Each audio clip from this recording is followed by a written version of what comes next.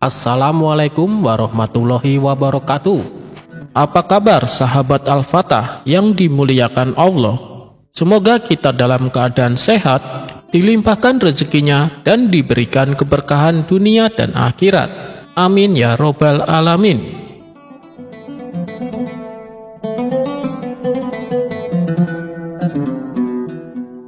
Hari itu Baginda Raja sangat senang melihat ayamnya yang sudah bertelur. Baginda lalu memerintahkan pesuruh kerajaan untuk mengumumkan sebuah sayembara kepada masyarakat. Dalam sayembara tersebut, peserta akan diberikan pertanyaan dan harus memberi jawaban yang tepat. Jika tidak, seperti biasanya, maka peserta tersebut akan diberikan hukuman. Akan tetapi, jika peserta dapat memberikan jawaban yang tepat dan masuk akal, maka akan diberikan hadiah yang besar berupa 1 pundi penuh uang emas. Mendengar hadiah besar yang ditawarkan, maka sangat banyak rakyat yang berkeinginan mengikuti sayembara itu, terutama orang-orang tidak mampu. Namun masyarakat berpikir 2 kali, mengingat hukuman yang akan diterima jika peserta gagal. Sehingga pada akhirnya hanya tersisa 4 orang yang berani mengikuti sayembara. Dan tentu saja Abu Nawas termasuk salah satu di antara mereka. Adapun sayembara tersebut memiliki 2 peraturan. Pertama, peserta harus mampu menjawab pertanyaan Baginda Raja. Dan kedua, peserta juga harus mampu menjawab sanggahan dari Baginda Raja. Hari pelaksanaan sayembara pun tiba. Peserta pertama kemudian maju dan Baginda Raja langsung bertanya, "Mana yang lebih dulu ada, ayam atau telur?" "Telur," jawab peserta pertama. "Apa alasannya?" tanya Baginda Raja. "Ayam berasal dari telur, jadi tidak mungkin ayam duluan," jawab peserta pertama. "Jika begitu, siapa yang mengerami telur?" sanggah Baginda. Peserta pertama hanya terdiam dan tidak bisa memberikan jawaban selanjutnya. Ia langsung dijebloskan ke penjara. Selanjutnya, majulah peserta kedua dengan raut wajah yang mulai ketakutan setelah melihat peserta pertama gagal. Baginda Raja kembali bertanya dengan pertanyaan yang sama. Peserta kedua segera memberikan jawaban. "Baginda yang mulia, sebenarnya ayam dan telur itu tercipta bersama-sama," kata peserta kedua. "Berikan alasanmu," tanya Baginda. "Jika telur lebih dulu tidak mungkin, karena tidak ada yang mengerami. Jika ayam lebih dulu juga tidak mungkin, karena ayam berasal dari telur," jawab peserta kedua. Baginda kemudian menyanggah, "Bukankah ayam betina bisa bertelur tanpa ayam bejantan?" Peserta kedua mulai terpojok dan kebingungan, tidak bisa memberikan jawaban atas sanggahan Baginda Raja. Seperti peserta pertama, ia juga dijebloskan ke penjara. Berikutnya, naiklah peserta ketiga dan menjawab, "Ampun Baginda Raja, sebenarnya ayam lebih dulu ada daripada telur." Kemudian ia menjelaskan alasannya. Yang pertama adalah ayam betina, karena ia bisa bertelur tanpa ayam jantan. Lalu ia mengerami dan menetaskan telurnya sehingga mengeluarkan ayam jantan. Kemudian setelah dewasa, ayam jantan itu mengawini induknya, jelasnya dengan meyakinkan. Lalu Baginda memberi sanggahan, "Bagaimana jikalau induknya telah mati duluan sebelum ayam jantan sempat mengawini induknya?" tanya Baginda. Wajah peserta ketiga sekejap berubah menjadi pucat dan ia langsung dibawa ke penjara seperti peserta-peserta sebelumnya. Tibalah giliran peserta terakhir dan dia tidak lain adalah Abu Nawas. Maka bersoraklah rakyat yang menonton karena sangat menyukai sosoknya. Mereka yakin jika Abu Nawas mampu memberikan jawaban yang tepat. Baginda kembali bertanya seperti biasanya. Dan dengan tenang Abu Nawas segera memberi jawabannya. "Yang lebih dulu adalah telur, setelah itu baru ayam," kata Abu Nawas dengan santai. Coba berikan alasanmu, tanya Baginda Raja. Abu Nawas kemudian menjawab, ayam bisa mengenal telur, tetapi sebaliknya, telur tidak bisa mengenal ayam.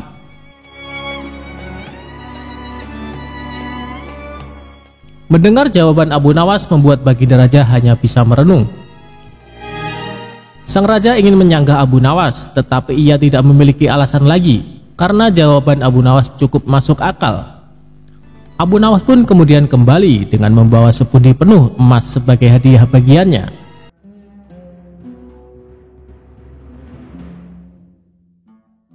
Abu Nawas mendapat hadiah gajah. Kisah Abu Nawas kali ini tentang dia melawan raja yang sombong. Kisah bermula, suatu hari Raja bengis dan kejam bernama Bedul menjajah seluruh negeri Asia Tengah. Dia dan ribuan pasukannya tidak segan-segan menghancurkan siapa saja yang berani melawan. Raja Bedul dan pasukannya berencana menyerang kota Baghdad, negeri tempat tinggal Abu Nawas. Hal ini membuat semua warga ketakutan, termasuk Abu Nawas sendiri. Sebab Raja Bedul dan pasukannya terkenal sadis dan kejam. Beberapa bulan kemudian, terdengar kabar bahwa Raja Bedul serta pasukannya akan memasuki kota Baghdad. Abu Nawas selaku orang yang ditokohkan di sana, segera mengajak masyarakat berkumpul di alun-alun. Lantas ia naik ke atas mimbar dan berpidato di depan khalayak ramai.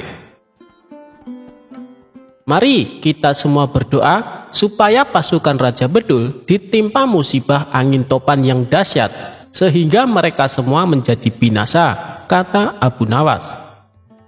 Semua warga yang kala itu berkumpul di alun-alun serentak menjawab amin dengan lantang. Tiba-tiba seorang pria berdiri dan bertanya kepada Abu Nawas, apakah engkau pernah melihat tentara Raja Bedul? Belum pernah, dan aku juga belum pernah melihatmu sebelumnya. Sepertinya kau bukan orang sini, jawab Abu Nawas. Benar, aku memang bukan orang sini, karena aku adalah panglima tentara Raja Bedul, ujar orang itu. Sontak Abu Nawas terkejut, begitu pula penduduk kota. Mereka tidak menyangka bahwa pasukan Raja Bedul sudah memasuki daerahnya. Tapi dengan tenang, Abu Nawas melanjutkan pidatonya. Mari kita berdoa sekali lagi, kali ini untuk jenazah kita. Mendengar hal itu, membuat panglima tentara Raja Bedul menjadi heran. Kenapa berdoa untuk jenazahmu sendiri? Dasar bodoh. Orang mati itu didoakan oleh orang yang hidup, ujarnya. Tuan benar, tapi bukankah kami semua akan mati diserang pasukan Tuan? Sedangkan kami tidak tahu apakah akan ada di antara kami yang masih hidup untuk mendoakan jenazah kami. Jadi, selagi kami masih hidup, kami berdoa untuk jenazah kami nanti, balas Abu Nawas. Panglima tentara Raja Bedul tertawa terpingkal-pingkal mendengar kelucuan Abu Nawas. Ia mengatakan bahwa dirinya dan pasukannya tidak akan menyerang negeri Abu Nawas, justru sebaliknya, akan memberikan hadiah seekor gajah. Para penduduk pun lega mendengarnya. Mereka berterima kasih kepada Abu Nawas karena telah menyelamatkan. Namun, permasalahan lain pun muncul. Kehadiran gajah tersebut membuat penduduk desa resah sebab memakan banyak hasil panen. Penduduk negeri pun mengadukan ini kepada Abu Nawas. Bagaimana ini Abu Nawas? Apa yang harus kita lakukan? Kita tidak mungkin membunuh atau menjual gajah itu kan? Bisa-bisa panglima tentara Raja Bedul akan murka, tutur salah seorang warga. Mereka semua menyalahkan Abu Nawas dan menuntut agar mengembalikan hadiah itu. Aku setuju dengan usul kalian, tapi dengan satu syarat, kalian harus menemaniku saat menghadap sang panglima, ujar Abu Nawas. Para penduduk desa pun sepakat dengan keputusan Abu Nawas. Sesampainya di sana, ada ribuan pasukan yang sedang berkumpul dan terdapat ratusan tenda berdiri di tengah lapangan. Abu Nawas sempat dicegah oleh salah satu prajurit, tapi akhirnya diperbolehkan menghadap panglima. Tanpa Abu Nawas sadari, ternyata penduduk desa yang menemani memilih kabur meninggalkannya. Mereka takut dibunuh bila sampai usulannya membuat Panglima menjadi marah dan murka. Lalu nahasnya lagi, saat itu Panglima sedang dalam suasana hati yang buruk. "Mau apa datang kemari?" bentak Panglima. "Ini tentang gajah yang Tuan berikan," jawab Abu Nawas gemeteran. "Memangnya kenapa? Apakah hadiahku tidak berguna?" tanya Panglima. Abu Nawas menjadi ketakutan. Ia lalu menengok ke belakang dan ternyata penduduk telah meninggalkan dirinya. Dikarenakan merasa dibohongi, Abu Nawas pun menjadi jengkel. Ia lalu memikirkan jalan keluar sekaligus balas dendam kepada penduduk negerinya yang meninggalkannya. Kira-kira jawaban apa yang harus ia katakan supaya Panglima Tentara Raja Bedul tidak marah? Akhirnya Abu Nawas pun menemukan ide cerdas. "Begini Tuan, hamba perhatikan gajah pemberian Tuan terlihat sedih. Mungkin karena tidak ada pasangannya. Apakah Tuan punya gajah betina untuk dijadikan pasangannya?" ucap Abu Nawas. "Oh itu.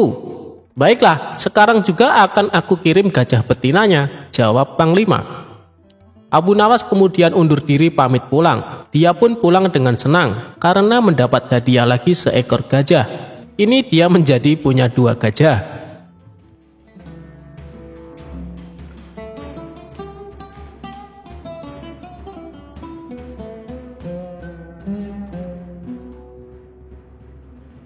Abu Nawas bisa tahu warna angin.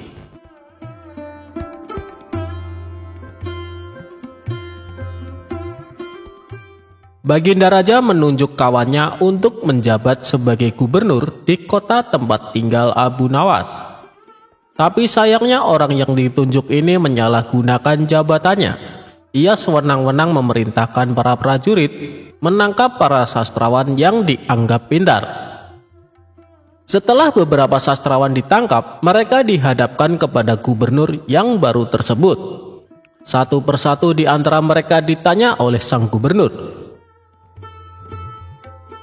"Menurutmu aku gubernur yang adil atau zolim?" tanya sang gubernur kepada para sastrawan. Sastrawan pertama menjawab, "Anda adalah gubernur yang zolim." Sang gubernur terperanjat dengan jawaban tersebut. "Apa alasanmu?" tanya balik gubernur. "Karena Anda telah menangkapi kami tanpa sebab." "Prajurit, masukkan dia ke penjara. Besok dia akan dihukum mati," ucap sang gubernur. Sastrawan berikutnya dipanggil dan diberi pertanyaan yang sama. "Menurutmu, aku gubernur yang adil atau zolim?" tanya gubernur. "Tuanku adalah gubernur yang adil," jawab sastrawan kedua. "Apa alasanmu?" tanya gubernur kembali. "Karena tuanku sangat memperhatikan rakyat," jawab sastrawan tersebut. "Kau pembohong. Prajurit, masukkan dia ke penjara. Besok dihukum mati," ujar gubernur. Begitulah seterusnya. Apabila dijawab adil atau zolim, sang gubernur tetap memberikan hukuman mati. Kemudian beberapa sastrawan yang belum tertangkap mendatangi rumah Abu Nawas. "Tolonglah kami Abu Nawas, beberapa kawan kami dijatuhi hukuman mati," kata para sastrawan penuh khawatir. Abu Nawas pun terkejut mendengarnya. "Kenapa gubernur melakukan itu? Bagaimana ceritanya?" tanyanya heran. "Kami sendiri tidak tahu Abu Nawas. Tanpa sebab, gubernur yang baru itu menangkapi para sastrawan di kota kita. Lalu mereka ditanya satu persatu, apakah dia gubernur yang adil atau zolim? Bila jawabannya zolim, maka akan dihukum mati. Jika jawabannya adil, juga tetap dihukum mati," kata mereka menjelaskan. "Pasti gubernur sakit, dia sudah tidak waras," ucap Abu Nawas. "Itulah kenapa kami ke sini Abu Nawas. Kami mendatangimu agar kau menyelamatkan kawan-kawan kami. Sebab rencananya besok mereka akan dihukum mati," ungkap para sastrawan. "Baiklah, aku akan ke istana gubernur. Sekarang juga kalian pulanglah," ucap Abu Nawas. Sesampainya di sana, Abu Nawas langsung menghadap gubernur. Melihat kehadiran Abu Nawas, gubernur langsung emosi. "Ngapain kau datang ke istanaku?" Tanya dia. Aku mendengar kabar Anda menyuruh beberapa prajurit menangkapi para sastrawan pintar di kota ini. Tapi kenapa aku tidak ditangkap? Aku sangat tersinggung, jawab Abu Nawas. Oh, jadi kau menganggap dirimu bagian dari mereka? Tanya gubernur. Tentu saja, masyarakat di kota ini tahu siapa aku. Aku adalah sastrawan terpandai di kota ini, balas Abu Nawas. Baiklah, Algojo, tangkap Abu Nawas dan penggal lehernya, perintah gubernur.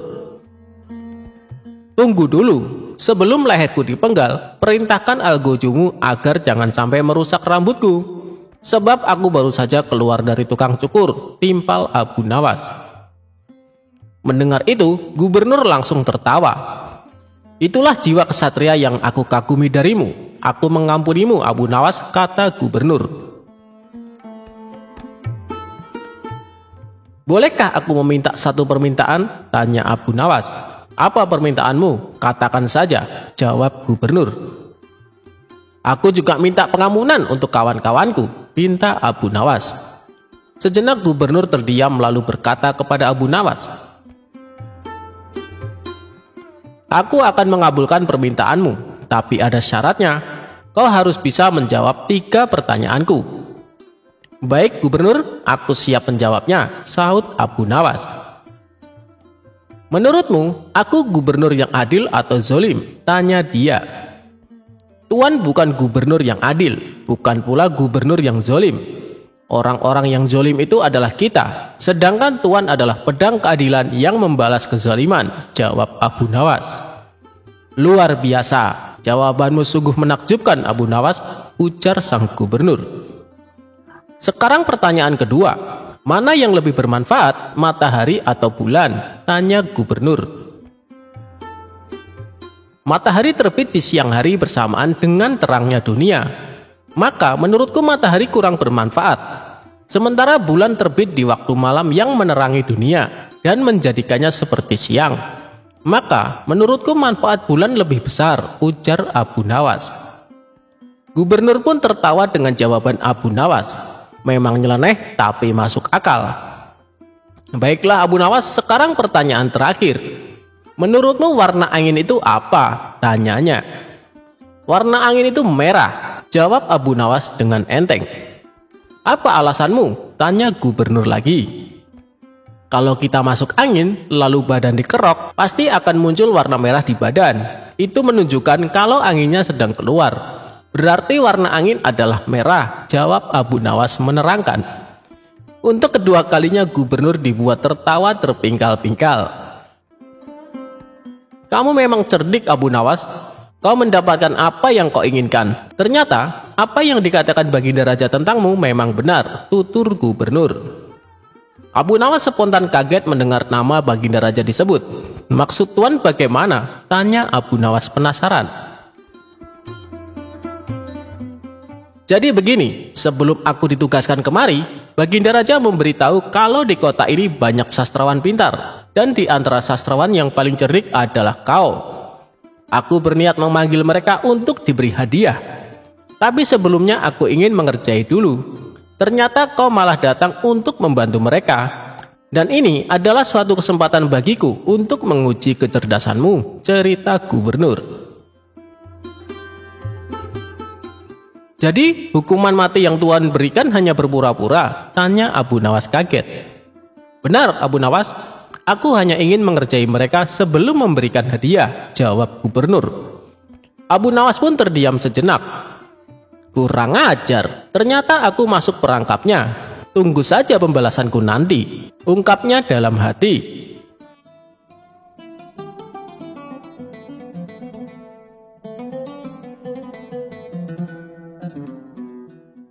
Suatu hari Abu Nawas merasa sedih karena kehilangan burung yang amat disayangi. Tidak ingin kesedihannya berlarut-larut, ia berinisiatif membeli burung baru. Maka pergilah Abu Nawas ke pasar burung di pusat kota. Setibanya di pasar, Abu Nawas langsung mendatangi salah satu toko yang menjual beraneka macam burung. Anda mencari burung jenis apa, Tuan? Tanya si penjual. Aku mau lihat-lihat dulu. Nanti kalau sekiranya ada yang cocok, baru ku beli, jawab Abu Nawas. Lalu tanpa sengaja Abu Nawas melihat ada burung yang sangat indah. Bulunya warna-warni dan kemilau. Burung apa ini? Aku baru melihatnya, tanya Abu Nawas. Oh, ini burung dari India, Tuan. Apakah Tuan berminat? Jawab si penjual. Ya, aku tertarik. Tapi apa burung ini bisa berkicau? Tanya Abu Nawas lagi. Waduh, sayang sekali Tuan. Burung ini tidak dapat berkicau. Tapi burung ini bisa berbicara seperti manusia. Bahkan dia bisa diajak bicara. Dan satu lagi Tuan, burung ini sangat cerdik, jelas si penjual. Benarkah? Tanya Abu Nawas penasaran. Untuk membuktikannya, Abu Nawas lalu mencoba mengajaknya berbicara. Benar saja, burung itu bisa diajak berbicara layaknya manusia. Baiklah, aku beli burung ini, kata Abu Nawas. Setelah transaksi pembayaran selesai, Abu Nawas langsung membawa pulang burung tersebut. Setibanya di rumah, ia menaruh burungnya dalam sebuah sangkar yang sangat indah. Suatu ketika saat Abu Nawas sedang asik bercengkrama dengan si burung, datanglah beberapa pengawal istana ke rumahnya. Tuan Abu Nawas, Anda diperintahkan Baginda Raja untuk menghadapnya sekarang, kata salah satu pengawal. Oh, baiklah, aku akan segera ke sana. Kalian pergilah dulu, nanti aku menyusul, balas Abu Nawas. Singkat cerita, Abu Nawas pun datang ke istana menghadap Baginda Raja. Ternyata Baginda Raja akan mengutus Abu Nawas pergi ke negeri India untuk suatu keperluan. Sepulangnya dari istana, Abu Nawas langsung berkemas dan bersiap-siap. Tidak lupa dia juga berpamitan dengan burung barunya itu. Hei burung, aku tahu kau berasal dari India, dan Baginda Raja akan mengutusku ke negerimu. Apa kau punya permintaan? Barangkali kau kangen dengan makanan India, aku bisa membawakannya untukmu, kata Abu Nawas. Aku mohon dan aku meminta kepadamu lepaskan aku dari sangkar ini. Itulah permintaanku, jawab si burung. Wah, kalau itu permintaannya, aku tidak bisa. Aku tidak mungkin melepaskanmu. Aku membelimu dengan harga mahal. Kau sudah menjadi milikku sekarang, ujar Abu Nawas. Baiklah kalau kau tidak bisa melepasku. Tapi, bila permintaan keduaku ini kau penuhi, aku akan sangat senang, balas si burung. Apa permintaan keduamu? Tanya Abu Nawas. Aku minta tolong kepadamu, jika kau telah sampai ke negeri India, pergilah ke sebuah hutan di desa ini. Kabarkanlah kepada saudara-saudaraku bahwa saat ini aku berada dalam sangkar di rumahmu. Melalui kabar ini, aku berharap mereka tidak gelisah mencariku. Itulah permintaan keduaku, tutur si burung. Memangnya semua burung yang jenisnya sepertimu bisa mengerti bahasa manusia? Tanya Abu Nawas. Ya, mereka yang jenisnya seperti aku bisa mengerti bahasa manusia dan bisa bicara seperti aku, jawab si burung. Baiklah, aku akan berusaha memenuhi permintaanmu kali ini, ucap Abu Nawas. Singkat cerita, sampailah Abu Nawas di negeri India. Ia pun langsung melaksanakan tugas dari Baginda Raja. Setelah tugas-tugasnya selesai, barulah Abu Nawas menuju hutan di desa yang dimaksud oleh burungnya. Tidak disangka-sangka, baru saja memasuki hutan beberapa puluh meter, Abu Nawas melihat sekawanan burung hinggap di sebuah pohon tepat di atas kepalanya. Burung-burung itu mirip dengan burung yang ada di rumahnya. Ia segera saja berkata ke sekawanan burung itu, "Wahai burung, aku ingin menyampaikan pesan dari saudaramu, bahwa saat ini saudaramu terkurung di dalam sangkar yang ada di dalam rumahku. Kalian jangan mencarinya, karena saat ini saudaramu telah menjadi milikku," kata Abu Nawas. Mendengar kabar tersebut, salah satu burung tiba-tiba pingsan dan jatuh mengenai kaki Abu Nawas. Lalu Abu Nawas memungutnya dan membolak-balik badan si burung. Aneh, burung ini mendadak mati. Mungkin ia kaget karena mendengar kabar saudaranya sedang terpenjara dalam sangkar dan jauh berada di negeriku. kata Abu Nawas dalam hati. Ia tidak mau ambil pusing atas kejadian ini. Hal terpenting, dia telah menyampaikan pesan si burung kepada saudara-saudaranya. Abu Nawas lalu memutuskan berlayar kembali dan pulang ke negerinya. Setibanya di rumah, ia memberitahu burungnya bahwa permintaannya telah disampaikan. "Bagaimana kabar saudara-saudaraku? Apa mereka baik-baik saja?" tanya si burung.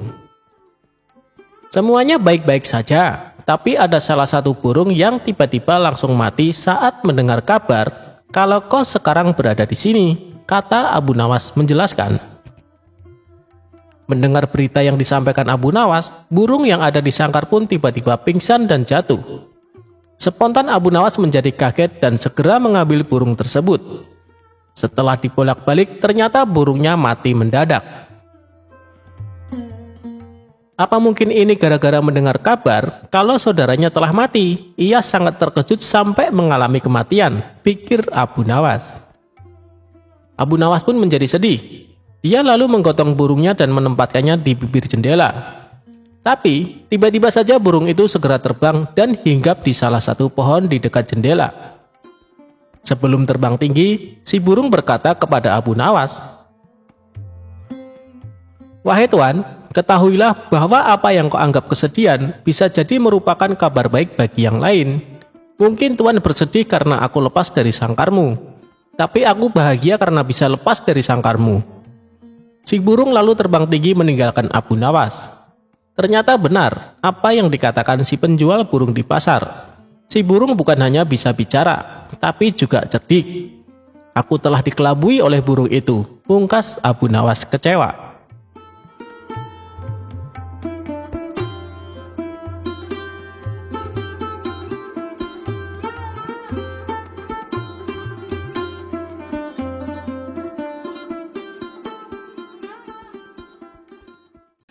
Imam Syafi'i enggan menyolati jenazah Abu Nawas.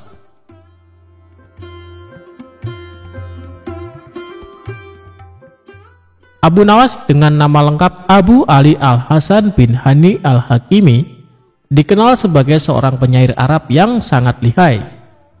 Namun di berbagai belahan dunia, Abu Nawas dikenal sebagai seorang sosok yang lucu, kocak alias jenaka. Abu Nawas juga sangat cerdik saat menghadapi raja dan memecahkan teka-teki yang belum ada jawabannya. Abu Nawas adalah seorang sufi yang paham Al-Quran dan hadis, tetapi dia menampakkan tingkah konyol dan kontroversi. Dia hidup di masa Raja Harun Ar-Rasyid dari dinasti Abbasiyah, sekaligus hidup di masa Imam Syafi'i. Masa muda Abu Nawas dikenal sebagai pemabuk yang gemar minum khamar, bahkan dijuluki penyair khamar. Imam Syafi'i kurang suka dengan sikap Abu Nawas karena dianggap tidak mencerminkan seorang muslim.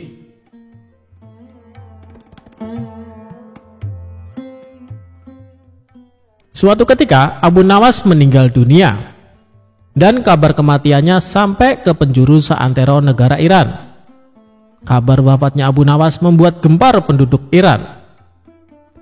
Baginda Raja sebagai teman dekat Abu Nawas merasa sedih mendengar kabar tersebut. Sementara Imam Syafi'i juga mendengar kabar wafatnya Abu Nawas. Namun Imam Syafi'i enggan menyolati jenazah Abu Nawas. Sementara di satu sisi banyak warga berkumpul di rumah Abu Nawas untuk melayat dan mendoakan jenazah Abu Nawas. Ketika jenazah Abu Nawas hendak dimandikan, salah seorang warga menemukan kertas di saku Abu Nawas. Kertas tersebut ternyata berisi syair Abu Nawas yang ditulis terakhir kali sebelum beliau meninggal dunia. Adapun isi syair tersebut sebagai berikut.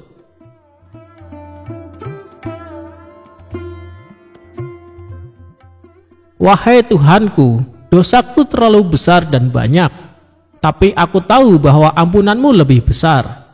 Jika hanya orang baik yang boleh berharap kepadamu, kepada siapa pelaku maksiat akan berlindung dan memohon ampunan? Aku berdoa kepadamu seperti yang engkau perintahkan, dengan segala kerendahan dan kehinaanku. Jika kau tampik tanganku, lantas siapa yang memiliki kasih sayang?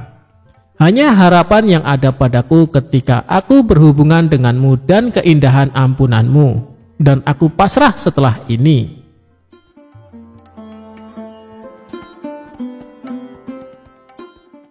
Kemudian salah seorang warga membawa kertas berisi syair Abu Nawas ke rumah Imam Syafi'i. Warga tersebut menjelaskan bahwa kertas tersebut ditemukan di saku Abu Nawas saat akan dimandikan. Setelah membaca syair Abu Nawas tersebut, Imam Syafi'i sangat sedih dan menangis sejadi-jadinya. Kemudian Imam Syafi'i pergi ke rumah Abu Nawas untuk menyolatkan jenazahnya.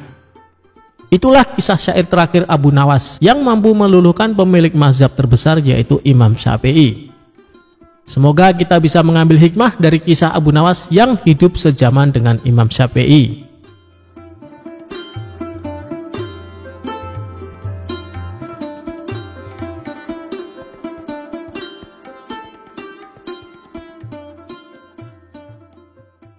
Abu Nawas menginap di rumah pencuri.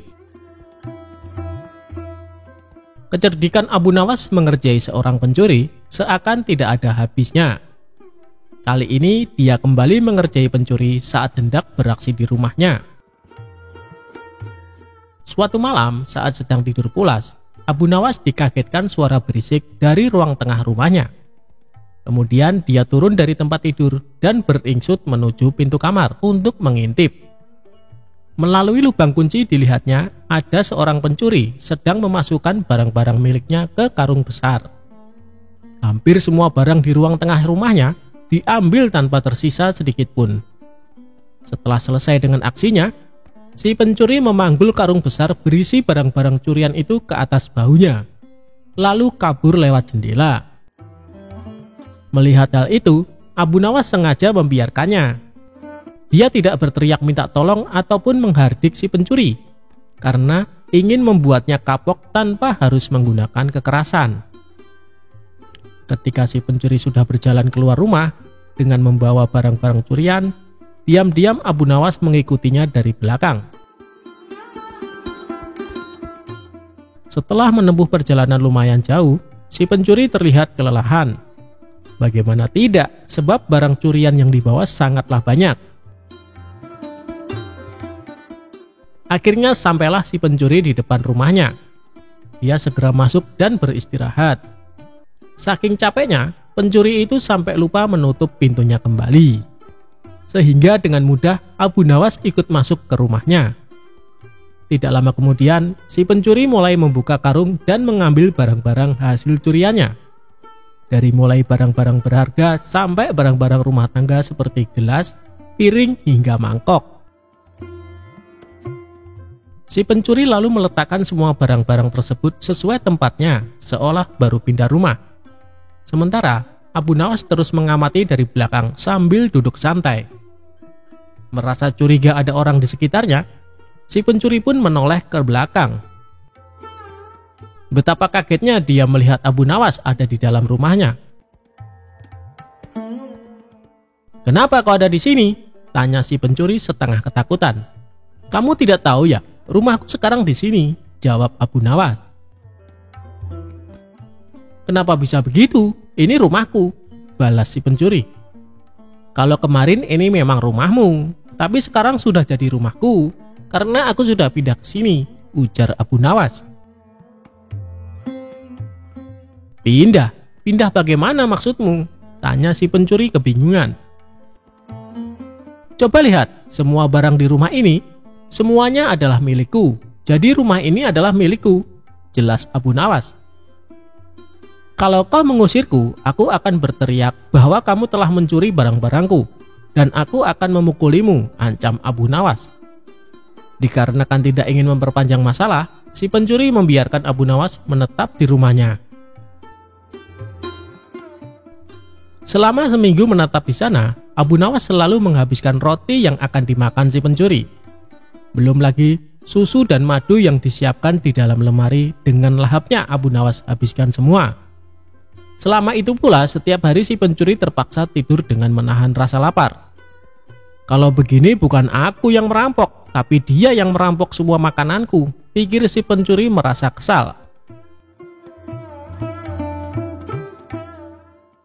Esok harinya si pencuri menghampiri Abu Nawas. "Tuan, bagaimana caranya supaya Tuan kembali ke rumah Tuan?" tanya si pencuri. "Sudah dibilangin, aku sudah pindah di sini. Sekarang ini adalah rumahku. Buktinya barang-barangku ada di sini semua," tegas Abu Nawas. "Jadi kalau aku kembalikan semua barang-barang ini ke rumah Tuan, Tuan juga akan kembali?" tanya si pencuri. "Tentu saja, kalau di sini sudah tidak ada barang-barangku, jadi ini bukan rumahku lagi," balas Abu Nawas. Akhirnya dengan susah payah si pencuri mengembalikan semua barang-barang Abu Nawas ke rumahnya. Sejak saat itu, Abu Nawas tidak lagi berada di rumah si pencuri. Si pencuri pun tobat dan kini menjadi lebih tenang. Ia tidak ingin lagi berurusan dengan Abu Nawas.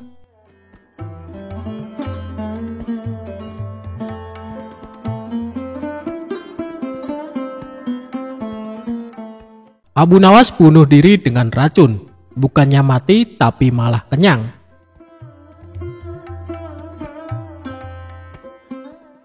Sebelum menjadi orang kepercayaan Baginda Raja, Abu Nawas pernah bekerja sebagai penjahit. Kala itu, Abu Nawas bekerja sebagai penjahit pakaian pada seorang tuan yang memiliki toko pakaian. Karena sifatnya yang sangat rajin dan ulet dalam bekerja, maka Abu Nawas sangat dipercayai oleh tuan majikannya. Bahkan di tempat kerjanya, Abu Nawas dicap sebagai salah satu pekerja yang paling teladan. Namun sayangnya tuan majikan Abu Nawas adalah orang yang sangat pelit sekali. Bahkan tuannya tersebut tidak pernah memberikan perhatian khusus apalagi bonus kepada Abu Nawas. Tidak jarang tuannya tersebut sering membawa banyak sekali makanan ke tempat usahanya. Namun tidak ada satupun pekerja yang diberikan atau ditawari makanan tersebut. Sehingga sikap tuannya tersebut lama-kelamaan membuat Abu Nawas merasa jengkel. Karena sudah terlalu jengkel dengan tuannya, pada sebuah kesempatan Abu Nawas akhirnya memutuskan untuk mengerjai tuannya tersebut. Abu Nawas mengerjai majikannya dengan alasan ingin bunuh diri menggunakan racun. Suatu ketika, tuan majikan Abu Nawas datang dengan membawa sebuah kendi yang berisi madu. Karena Abu Nawas melihat hal itu, kemudian dia menghampiri tuannya sembari menanyakan apa isi dari kendi tersebut. Selain itu, ia juga meminta kepada tuan majikannya agar diberikan isi dari kendi tersebut. Karena tuannya sangat pelit, maka dengan sengaja ia berbohong kepada Abu Nawas dengan mengatakan kendi tersebut berisi racun. Abu Nawas pun kemudian hanya mengangguk tanda ia percaya kepada tuan majikannya.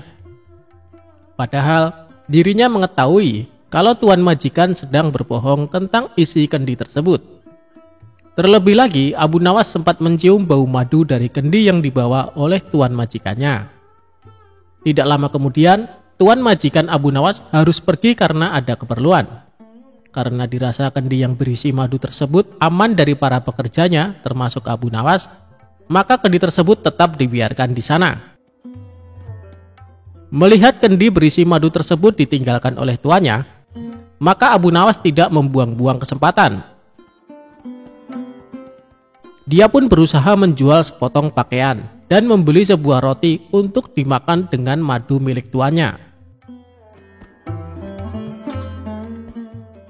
Setelah berhasil menjual pakaian dan membeli roti, Abu Nawas langsung melahapnya bersama madu milik majikannya. Dia pun memakan roti dan madu majikannya dengan sangat lahap. Tanpa sadar, madu tersebut akhirnya habis tidak tersisa. Dalam kondisi yang kekenyangan, Abu Nawas kemudian meletakkan kendi itu ke tempat semula, lalu melanjutkan pekerjaannya. Tidak lama berselang, majikannya pun kembali dan membawa sebungkus roti yang akan dimakan bersama madunya.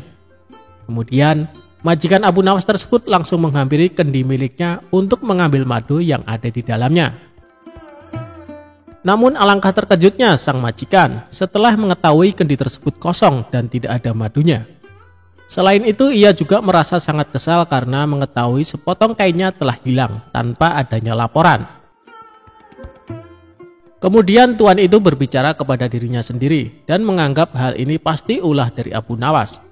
Selanjutnya tuan majikan tersebut langsung menghampiri Abu Nawas yang sedang sibuk menjahit pakaian sembari berkata seperti ini. Abu Nawas, apa yang sebenarnya terjadi? Mengapa isi kendi ini kosong? Dan sepotong pakaian telah hilang, tanya tuannya kepada Abu Nawas. Maaf tuan, tadi sewaktu tuan pergi ada sekelompok pencuri datang mengambil sepotong pakaian, jawab Abu Nawas.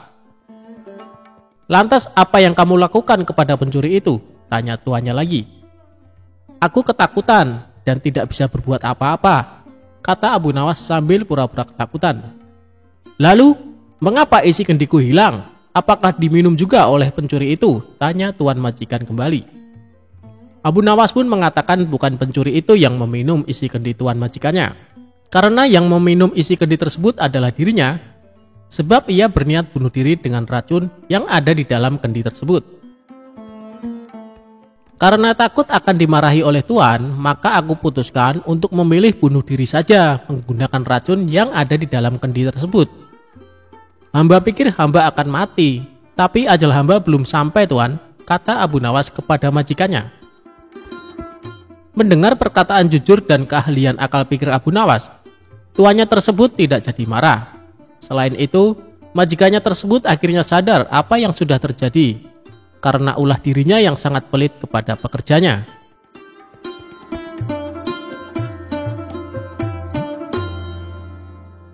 Jawaban Abu Nawas ketika ditanya Allah sedang apa sekarang.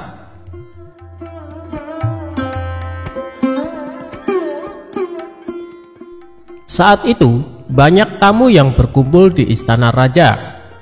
Ternyata tamu tersebut adalah para ulama. Mereka bercengkrama dan membicarakan masalah agama hingga urusan negara. Dan di sela-sela waktu santainya, para ulama tersebut mendadak menerima pertanyaan dari sang raja. Adapun pertanyaan itu adalah, adakah di antara kalian yang tahu kira-kira Allah sedang apa sekarang? Spontan para ulama tersebut melontarkan balik pertanyaan. Apakah sang baginda raja tidak mempercayai keberadaan Allah? Tetapi Raja Harun al-Rasyid tetap menegaskan bahwa dirinya sangat percaya dengan keberadaan Allah Subhanahu wa Ta'ala. Namun sang raja tetap mempertanyakan, kira-kira Allah sedang apa sekarang? Para ulama pun saling memandang satu sama lain. Mereka tidak tahu harus menjawab apa. Namun ada satu ulama yang mempertanyakan pertanyaan sang raja, bahwa tidak selayaknya sang raja mempertanyakan itu. Jangan samakan zat Allah dengan manusia. Raja pun menjawab bahwa saya tidak sedang menyamakan zat Allah dengan manusia. Raja masih tetap penasaran, kira-kira Allah sedang apa sekarang? Sejenak suasana menjadi lenggang. Dan beberapa saat sang raja teringat dengan sosok Abu Nawas. Tak lama Abu Nawas kemudian dipanggil ke istana dengan menyuruh para pengawal segera menjemputnya. Saat tiba di istana, terlihat beberapa ulama sedang berkumpul. Baginda raja tampak duduk berwibawa di singgasananya. Setelah itu Abu Nawas dipanggil oleh raja. Abu Nawas kemudian menuju ke hadapan sang raja setelah menyapa para ulama. Belum sempat Abu Nawas duduk sempurna, tanpa basa-basi sang raja langsung bertanya, "Wahai Abu Nawas, saya ingin menguji kecerdasanmu. Apakah kamu bisa menjawabnya atau tidak?" Para ulama di sini tidak ada yang bisa menjawab pertanyaan saya. Abu Nawas kemudian menjawab, "Wahai baginda raja yang mulia, beliau-beliau ini para ulama adalah orang-orang yang memiliki ilmu agama yang tinggi. Sedangkan hamba hanya orang biasa. Tidak pantas rasanya kalau saya yang menjawabnya. Namun jika baginda raja berkenan, pertanyaan seperti apakah yang ditanyakan?" Tadi saya bertanya pada ulama di sini, kira-kira Allah sedang apa sekarang? Mendengar pertanyaan itu, sejenak Abu Nawas pun terdiam dan kemudian menjawab, "Saya bisa menjawab pertanyaan baginda raja, tetapi ada syaratnya."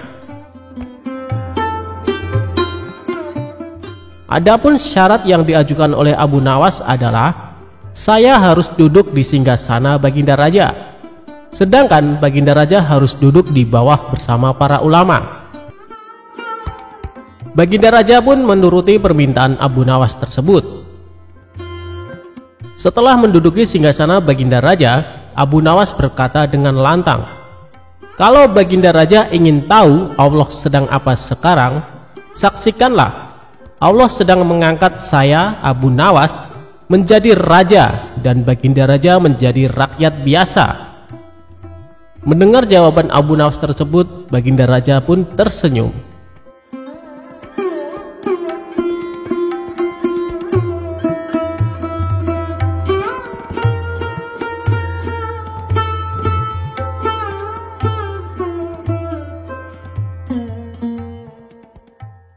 Kecerdikan Abu Nawas menangkap matahari.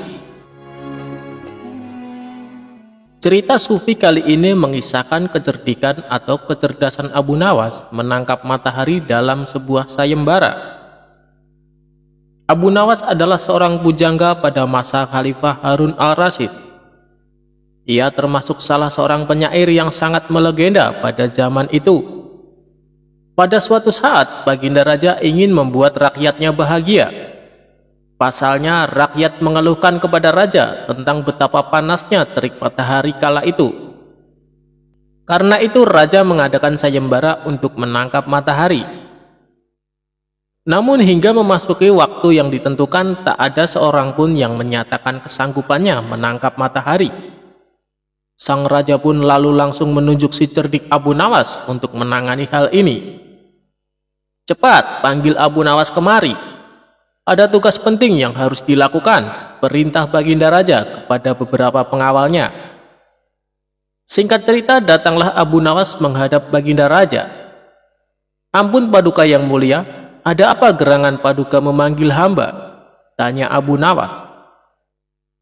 "Begini Abu Nawas, beberapa hari ini saya mendapatkan banyak pengaduan dari rakyatku," jawab Baginda Raja. "Kalau boleh tahu apa pengaduan mereka Paduka yang mulia, barangkali hamba bisa membantu," balas Abu Nawas. Raja akhirnya menceritakan apa yang dikeluhkan masyarakat akhir-akhir ini. Kemudian Abu Nawas menanyakan apa yang dikehendaki oleh sang raja dengan kondisi seperti itu. Raja pun kemudian menceritakan idenya untuk menangkap matahari dan menunjuk Abu Nawas untuk melakukannya. "Bagaimana kalau matahari ditangkap saja, Abu Nawas?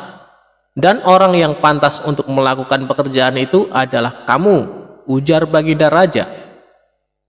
Mendengar perintah Baginda Raja, Abu Nawas langsung tertunduk lemas. "Apa tidak ada cara lain Paduka? Misalnya mereka diliburkan dulu dalam bekerja di ladang," kata Abu Nawas mengusulkan. Usulan Abu Nawas ternyata tidak diterima oleh sang raja. Karena jika mereka diliburkan, mereka tidak bisa makan.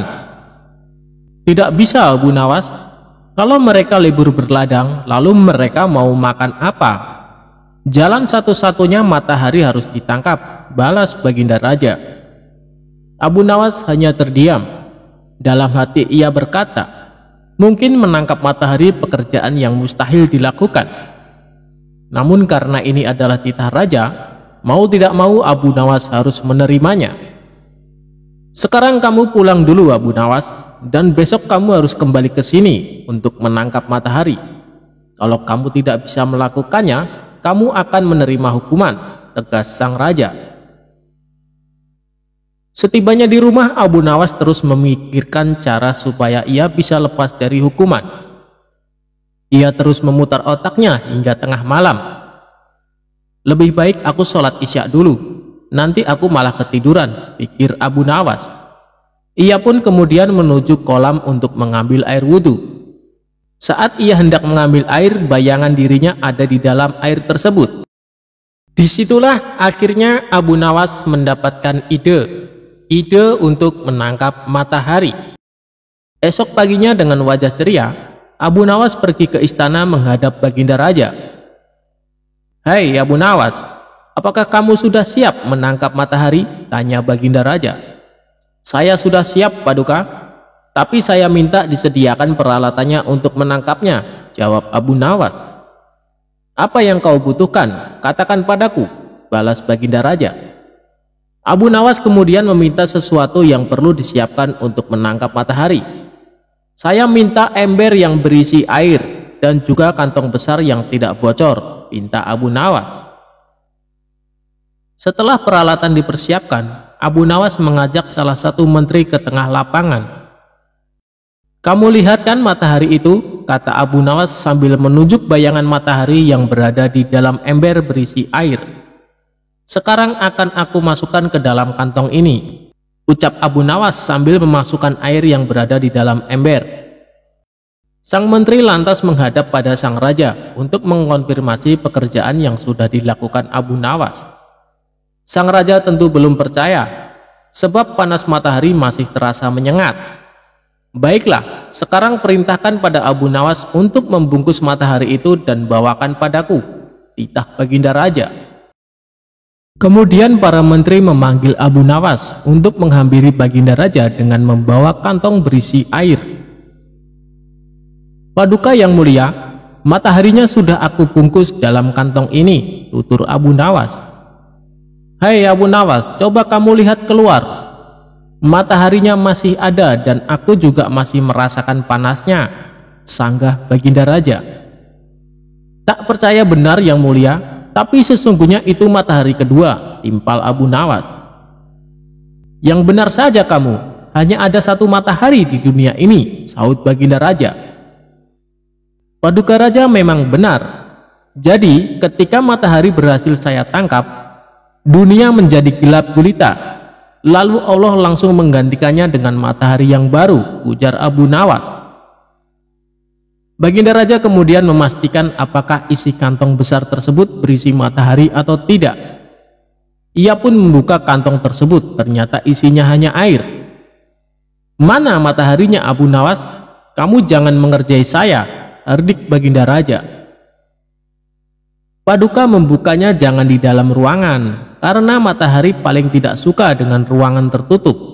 Pasti dia tidak akan menampakkan dirinya, jawab Abu Nawas beralasan.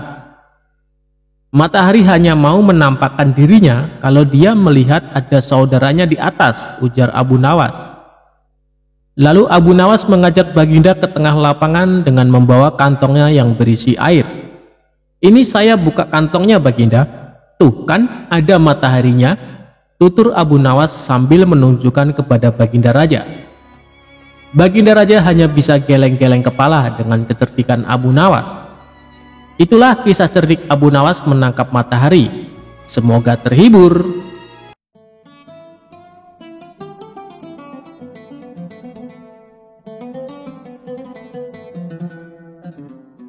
Abu Nawas selamatkan kerajaan dengan serban ajaib.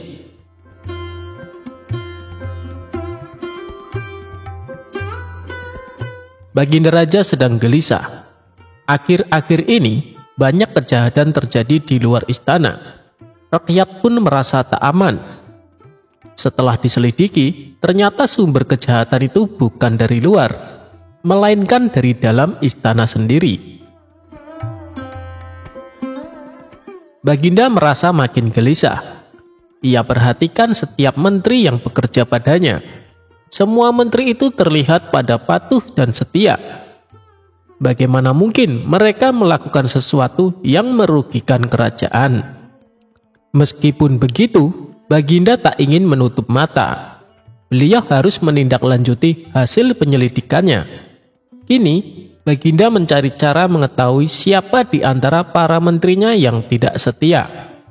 Namun, walaupun sudah memperhatikan gerak-gerik setiap menteri, Baginda masih belum dapat menemukan menteri yang menjadi tersangka. Akhirnya Baginda menyerah. Beliau pun memanggil Abu Nawas untuk dimintai tolong. Wahai Abu Nawas, sesungguhnya akhir-akhir ini kerajaan sedang tidak aman. Rakyat sedang gelisah. Aku merasa ada yang salah dengan caraku memimpin. Ampun Baginda yang mulia, apakah yang dapat hamba bantu? Tanya Abu Nawas. Aku merasa perlu untuk menyelidiki para menteri. Aku ingin menguji siapa di antara mereka yang setia dan siapa yang tidak. Aku ingin tahu siapa yang benar-benar memikirkan keselamatan negeriku. Baginda Raja menerangkan. Apakah kau bisa mencari cara untuk melakukannya? Baiklah Baginda, mohon berikan hamba waktu sehari untuk memikirkan caranya, jawab Abu Nawas. Setelah pulang dari istana, Abu Nawas terus memikirkan cara untuk melaksanakan perintah Baginda. Ia memikirkan satu cara dan lainnya, akan tetapi rupanya permintaan kali ini tidak mudah. Sampai malam hari, Abu Nawas belum menemukan cara yang tepat. Akhirnya Abu Nawas tertidur. Tepat ketika subuh, Abu Nawas terbangun. Ia bersegera sholat. Saat itu ia melihat sebuah serban. Abu Nawas hendak memakai serban tersebut, tapi segera dibatalkan. Serban itu ternyata sangat bau. Memang, serban itu sudah lama tidak dicuci sama istri Abu Nawas. Dari situ, Abu Nawas pun mendapatkan ide. Ia segera bersiap-siap, lalu bergegas ke istana. Di hadapan Baginda Raja, Abu Nawas menceritakan sebuah rencana. Tak lama kemudian, Baginda Raja segera memanggil kelima menterinya. Kepada mereka, Baginda memberikan sebuah perintah. Sesungguhnya aku telah menerima sebuah hadiah istimewa dari negeri sahabat. Hadiah itu adalah serban ajaib. Kita bisa mengetahui masa depan dengan serban itu. Jika baunya harum, berarti masa depan kerajaan ini cerah. Namun, jika baunya busuk, itu berarti kerajaan ini akan segera hancur. Baginda menjelaskan dengan panjang lebar. Aku ingin kalian semua membantuku. Ciumlah serban ajaib itu dan katakan padaku bagaimana baunya. Kelima menteri tersebut masuk ke sebuah ruangan satu persatu. Di sanalah mereka mencium serban ajaib. Setelah itu, mereka berkumpul kembali ke hadapan Baginda Raja. Bagaimana bau yang kau cium? Tanya Baginda pada menteri pertama. Sesungguhnya, bau serban itu sangat harum Baginda. Pasti kerajaan ini akan jaya selamanya. Begitu jawabnya agar Baginda merasa senang. Menteri kedua dan ketiga pun mengatakan hal yang sama. Kini giliran menteri keempat berbicara. Ampun Baginda yang mulia, hamba mencium bau yang sangat tidak sedap dari serban itu. Semua orang terkejut dengan penuturan sang menteri. Ternyata menteri kelima pun mengatakan bahwa serban itu berbau busuk. Dengan cara tersebut, akhirnya Baginda Raja sudah dapat mengetahui siapa saja di antara para menterinya yang jujur dan siapa yang hanya mementingkan diri sendiri. 3 menteri pertama dicopot dari jabatannya dan mendapat hukuman penjara. Sedangkan menteri keempat dan kelima mendapat hadiah atas kejujurannya. Baginda juga tak lupa memberi hadiah kepada Abu Nawas. Jasanya benar-benar besar. Ia berhasil menyelamatkan kerajaannya hanya dengan sebuah serban bau.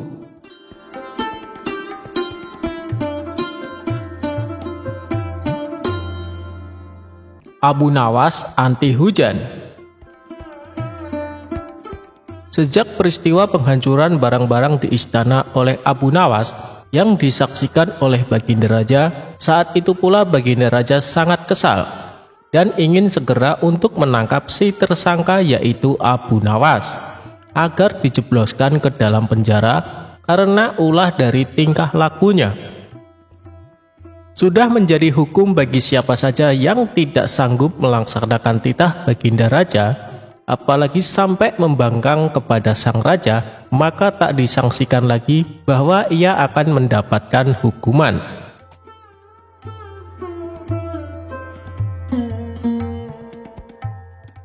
Baginda Raja pun tahu Abu Nawas amat begitu takut kepada beruang. Suatu hari, Baginda Raja memerintahkan prajuritnya untuk menjemput Abu Nawas agar bergabung dengan rombongan Baginda Raja berburu beruang. Abu Nawas merasa takut dan gemetar, tetapi ia tidak berani menolak perintah dari Baginda Raja tersebut. Dalam perjalanan menuju ke hutan, tiba-tiba cuaca yang cerah berubah menjadi mendung beraroma kegelapan. Seketika Baginda Raja langsung memanggil Abu Nawas. Dengan penuh tazim dan rasa hormat, Abu Nawas pun mendekati Baginda Raja. Tanya Baginda Raja tanpa sedikit pun senyum di wajahnya. "Ampun tuanku, hamba belum tahu," jawab Abu Nawas dengan polosnya. "Kau pasti tahu bahwa sebentar lagi akan turun hujan. Hutan masih jauh dari sini, kau kuberi kuda yang lamban. Sedang aku dan pengawal-pengawalku akan menunggangi kuda yang cepat. Nanti pada waktu makan siang kita berkumpul di tempat peristirahatanku. Bila hujan turun, kita harus menghindarinya dengan cara kita masing-masing agar pakaian kita tetap kering. Sekarang mari kita berpencar," Baginda Raja menjelaskan. Kemudian Baginda Raja dan rombongan mulai bergerak dan berpencar. Abu Nawas kini tahu Baginda Raja akan menjebaknya. Lalu ia harus mencari akal. Ia pun memutar otak cerdiknya. Dan ketika Abu Nawas sedang berpikir, tiba-tiba hujan pun turun. Begitu hujan turun, Baginda Raja beserta rombongannya segera memacu kuda mereka masing-masing untuk mencapai tempat perlindungan yang terdekat. Tetapi karena derasnya hujan, Baginda Raja dan para pengawalnya basah kuyup. Ketika waktu makan siang tiba, Baginda Raja bersegera menuju tempat peristirahatan. Belum sempat baju Baginda Raja dan para pengawalnya kering, Abu Nawas datang dengan menunggang kuda yang amat lamban. Baginda Raja dan para pengawalnya seketika terperangah terkejut, kebingungan karena baju Abu Nawas tidak basah sama sekali. Padahal dengan kuda yang paling cepat pun, Baginda Raja beserta para pengawalnya tidak bisa mencapai tempat berlindung yang paling dekat sekalipun. Pada hari berikutnya, Abu Nawas diberi kuda yang cepat yang kemarin ditunggangi oleh Baginda Raja sendiri. Kini Baginda Raja dan para pengawal-pengawalnya menunggangi kuda-kuda yang lamban. Setelah Abu Nawas dan rombongan kerajaan berpencar, hujan pun turun seperti kemarin. Ini hujan lebih deras daripada hari kemarin. Baginda Raja dan para pengawalnya lagi-lagi basah kuyup karena kuda yang mereka tunggangi tidak bisa berlari dengan kencang. Pada waktu makan siang tiba, Abu Nawas pun tiba di tempat peristirahatan lebih dahulu daripada Baginda Raja beserta rombongannya. Kemudian Abu Nawas menunggu Baginda Raja. Selang beberapa saat, Baginda Raja dan para pengawalnya tiba dengan pakaian yang basah kuyup. Melihat Abu Nawas dengan pakaian yang tetap kering seolah tidak terkena hujan, atau memang Abu Nawas manusia anti hujan, saat itu pula Baginda Raja menjadi penasaran dibuatnya. Beliau tidak sanggup lagi menahan keingintahuan yang selama ini disembunyikannya. "Terus terang bagaimana caranya kamu menghindari hujan, wahai Abu Nawas?" tanya Baginda dengan penuh rasa penasaran. "Mudah tuanku yang mulia," kata Abu Nawas sambil tersenyum. "Sedangkan aku dengan kuda yang cepat saja tidak sanggup untuk mencapai tempat berteduh terdekat, apalagi dengan kuda yang sangat lamban ini," tegas Baginda Raja. "Hamba sebenarnya tidak melarikan diri dari hujan, tuan. Tetapi begitu waktu hujan turun, lalu hamba secepat mungkin melepas pakaian hamba dan bersegera melipatnya, lalu mendudukinya. Ini hamba lakukan sampai hujannya berhenti," ungkap Abu Nawas. Diam-diam Baginda Raja akhirnya mengakui kecerdikan Abu Nawas.